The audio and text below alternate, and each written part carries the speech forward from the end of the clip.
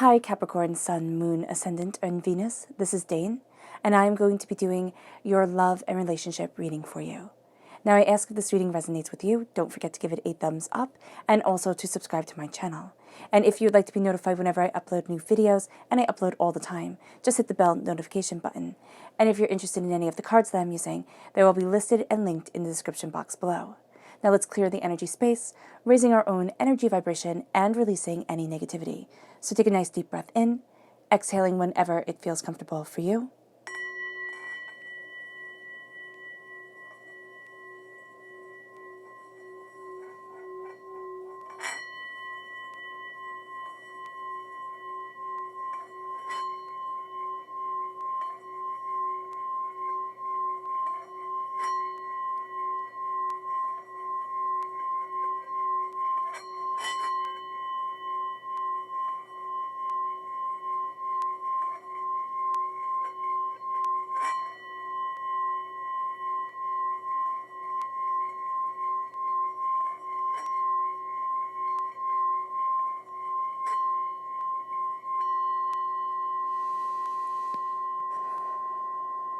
Releasing all negativity from the body like storm clouds.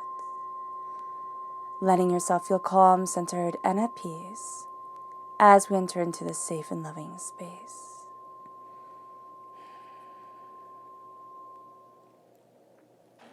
Let's let the bowls sing as we see what the tarot has to say.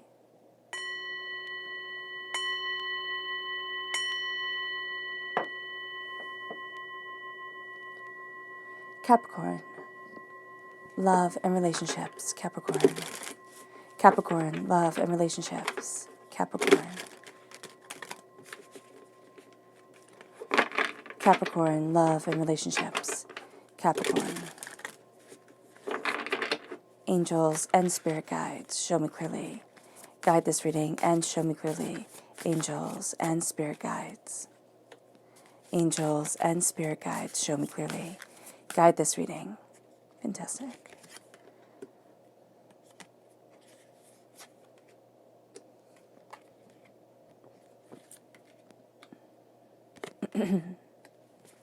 Angels and spirit guides. Brilliant.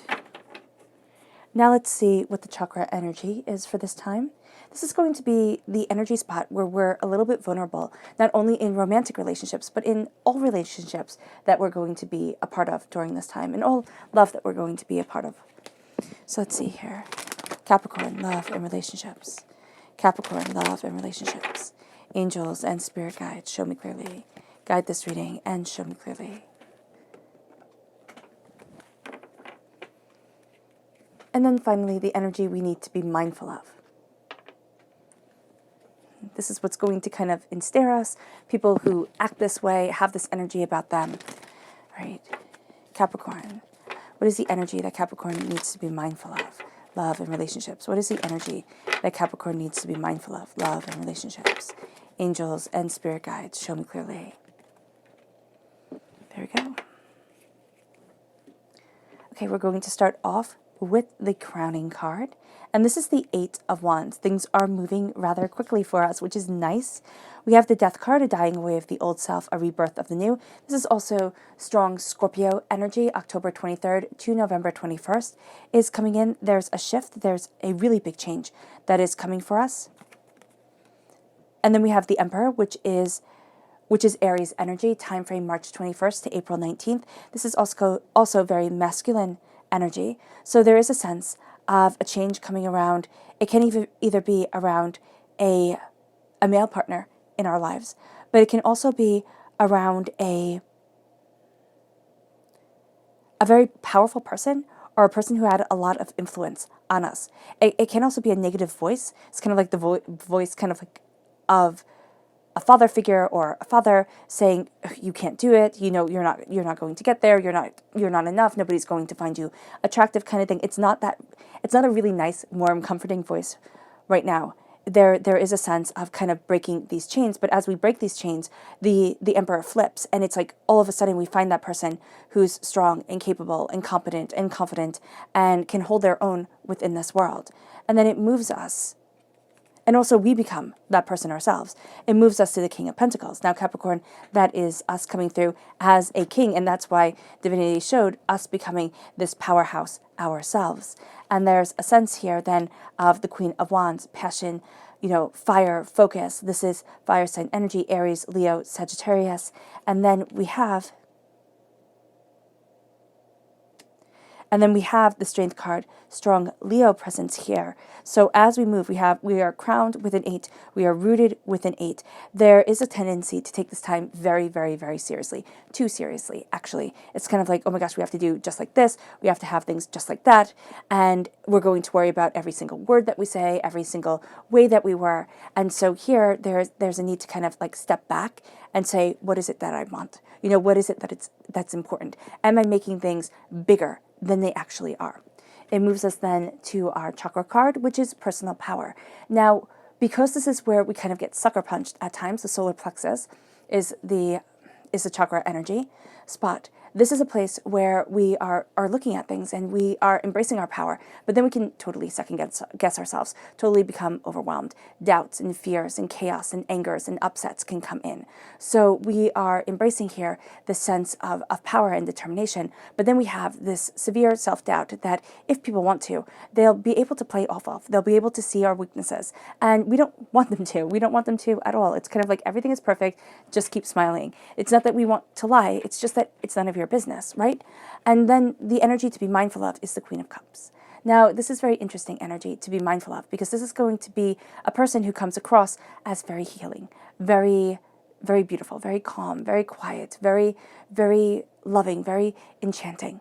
This is going to be the person who calls to make sure that you're okay, even though they just dropped you off. This is going to be the person who sends you, 15 texts a day and just is so attentive, and then isn't, then just turns on a dime and doesn't care about your emotions, about your feelings, about what you desire, about where you want to be.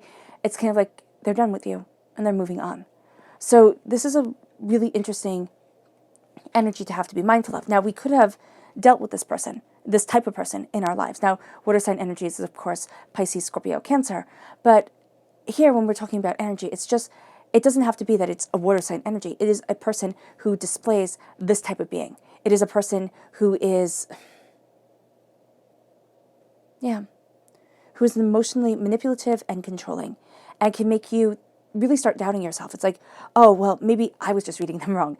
And why would I even think that they were being over attentive or smothering? They just really love me. Or they didn't stop talking to me. They were busy. Well, if they were busy, why would they go from talking to you all the time to not talking to you at all? It's really looking and knowing a person. And when we look at this person closely, we find out we don't know them at all. We know exactly what they spoon feed us. Nothing more and nothing less. So here we're moving towards a time of change. And it's a change of, I don't want to be like this anymore. I want to be free within my passion, within my relationships, within what I desire. Now, depending on our temperament, that freedom equates to different things. For some people, it's going to be sexual freedom and going out, dating a lot, seeing a lot of different people and having fun or living their life to their fullest. If we're in a relationship, this change is going to be about passion and connection. I highly recommend looking at Carezza in the description box below. It is a couple talking about the practices of Carezza, and it really is quite beautiful.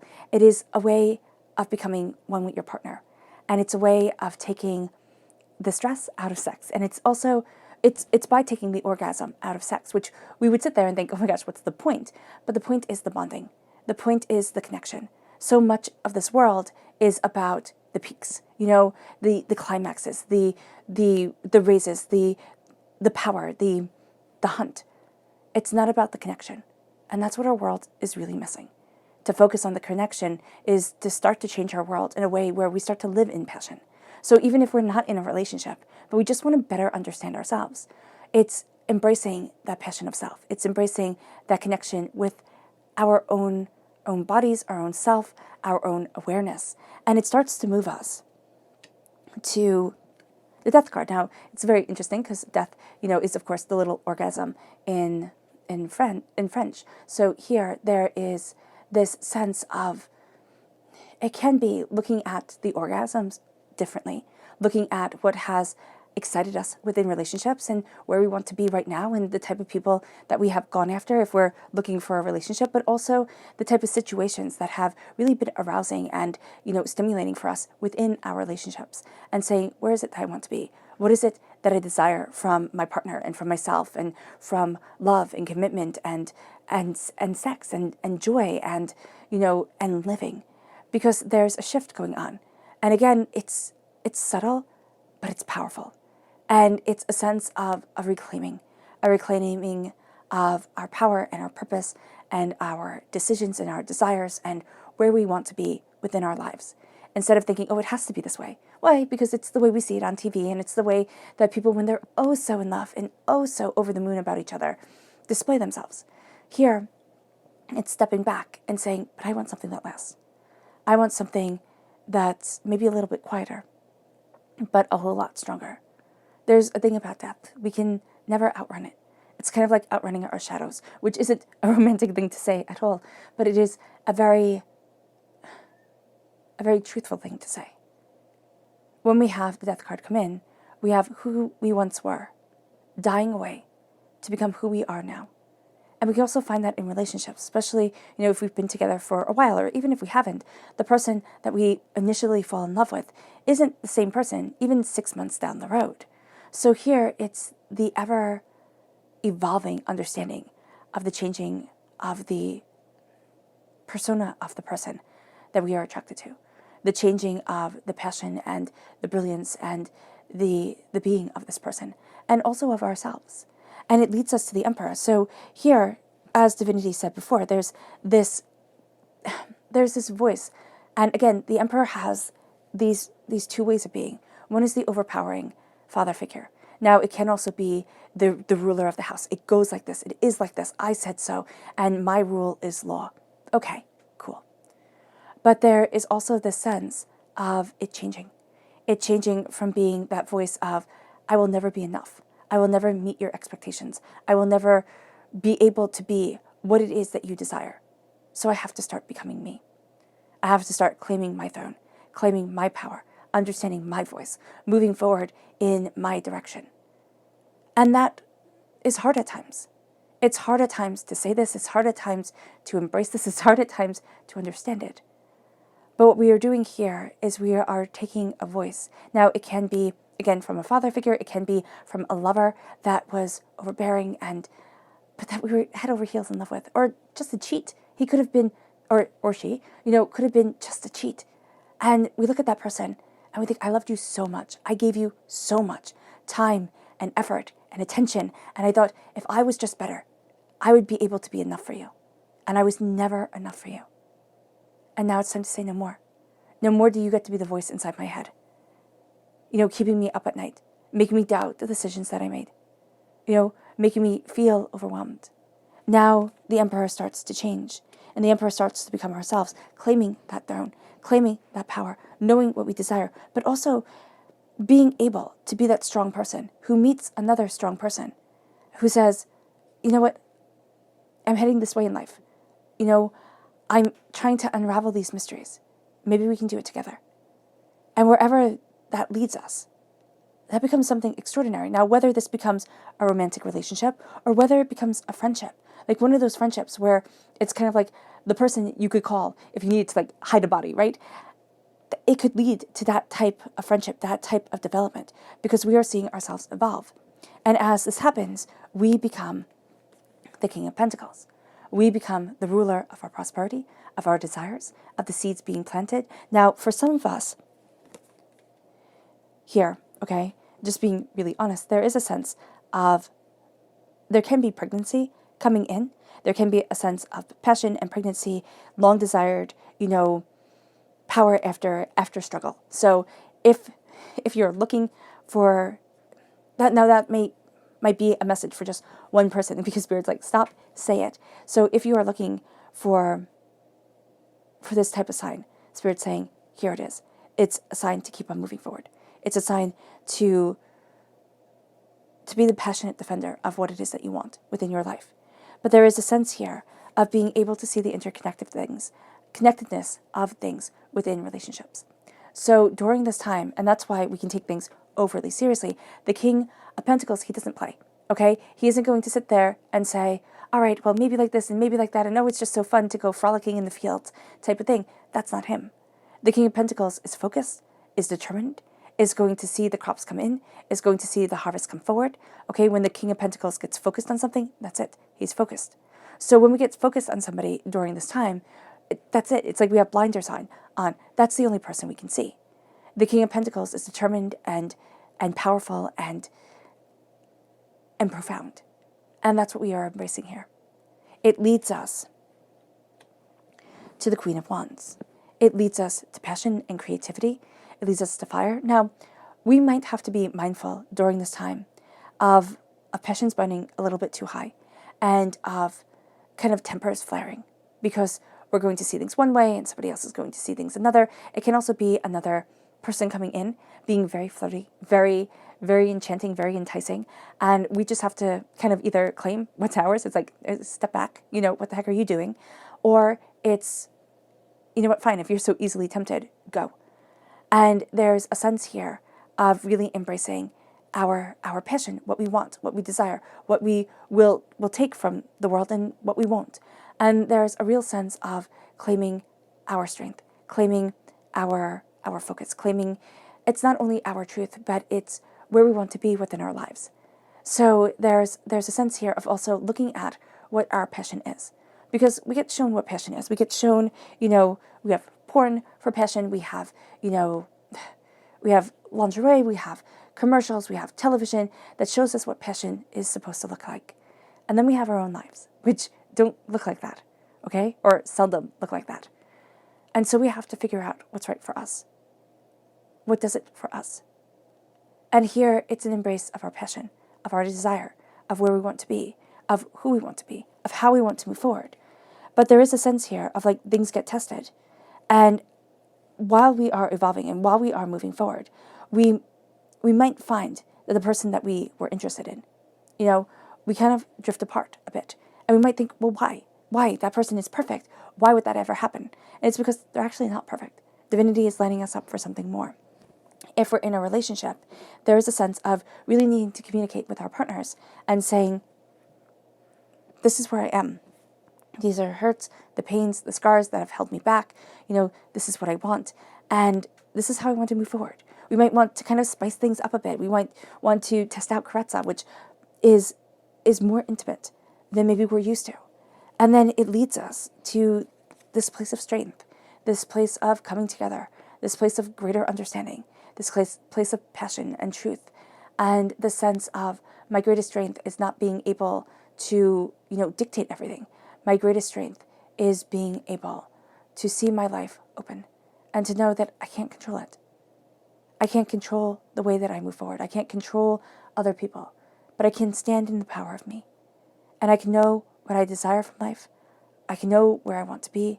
I can know what I'm moving towards. And that leads us to a place where we reclaim what is so rightfully desired by our hearts. And this is a time where we start to see things a little bit more clearly, a little bit more honestly, a little bit more powerfully. And it moves us to our spirit message. So angels and spirit guides, show me Capricorn, love, and relationships. Ooh, goodness. Okay. So we have these three because they all want to come together.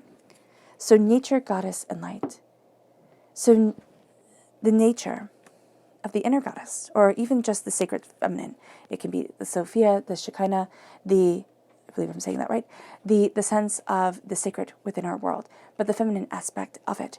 And then the light that shines upon us because of it. It's taking, again, a little bit of a more gentle approach. The pentacles represent femininity, all right? And there's a sense, and the wands, of course, represent masculinity. And there's a sense of the feminine and the masculine coming together during this time. And we are to listen to the more peaceful, quieter way of moving towards where we want to be within our lives, of claiming strength, and of knowing what we want. It moves us then to our spirit animal message. So angels and spirit guides, show me clearly. Capricorn, love and relationships. The crow spirit, co-create with spirit.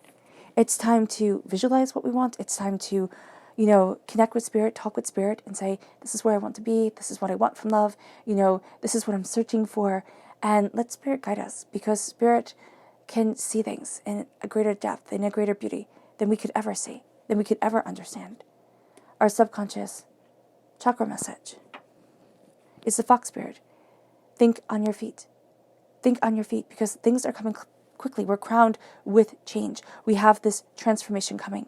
So to think on our feet is going to be so important, because we're going to have to make decisions that might seem like flesh decisions that really have a profound impact. It leads us then to our subconscious spirit message, which is family. What do we want? How does our family connect with us? Is it the rock that holds us together? Is it the thing that we long for? Is it something that we're looking to create? Or is it something that we are proud we've created? It's looking at our roots and what we desire and embracing it. It leads us to our subconscious chakra message,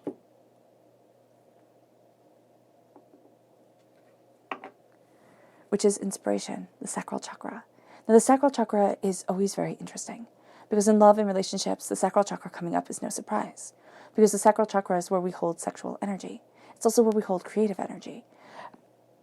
But the thing with the sacral chakra is that the sacral chakra can become stagnant, right? Because it's also where we hold a lot of negativity from this life and from past lives. So during this time, it's being able to connect with our sexual power, being able to connect with our creative power, and being able to shine forward. And looking at the scars that we carry, the hurts, the pains, the disappointments, and realizing that those don't get to be the defining factors within our lives.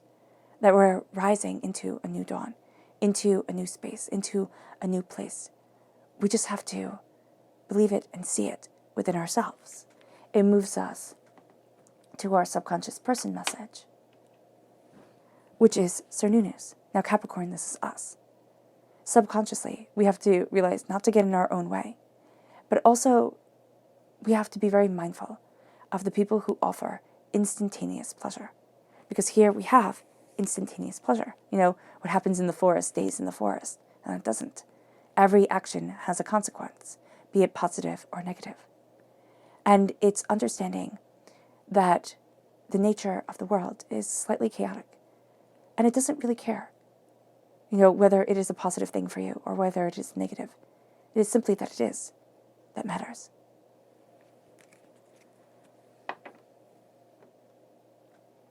The subconscious tarot message is the Eight of Pentacles. We start to see our hard work paying off. And it sounds odd to say that love and relationships are hard work. But if you've ever been in love and you've ever had any relationship, they're hard work. To do it right, to, oh, and it's another 8. So now we have 3 8s. So really, seriously, during this time, we're just going to want to put everything in nice little rows, label them, and have everything organized. It's going to drive other people crazy, and it's going to drive us crazy. So just be mindful of that. That's going to be our way of dealing with things during this time. Just make it as neat, as orderly, as succinct as possible, and all of a sudden, all answers found, all problems solved. It's not going to be how it works. We are going to see, again, though, our hard work paying off. What we've sacrificed for, what we've desired. Now, it might not pay off the way that we want to. So when Spirit says the hard work pays off, and we're thinking, oh, great, I get back together with XYZ. It's like, no. We start to learn from the pain that we went through. And we start to see a new relationship open. We start to see ourselves moving forward. We start to see more coming. So it's not putting ourselves into a box. It is simply saying there is more here than I had realized, and I am embracing it. All right, Capricorn. I hope this reading has resonated with you. I wish you nothing but light, love, peace, and happiness. May harmony always be with you. I'm sending loving, healing energy to each and every one of you. I love you all, and stay safe.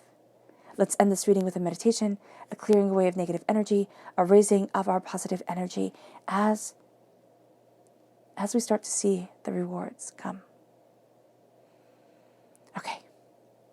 So take a nice deep breath in, exhaling whenever it feels comfortable for you.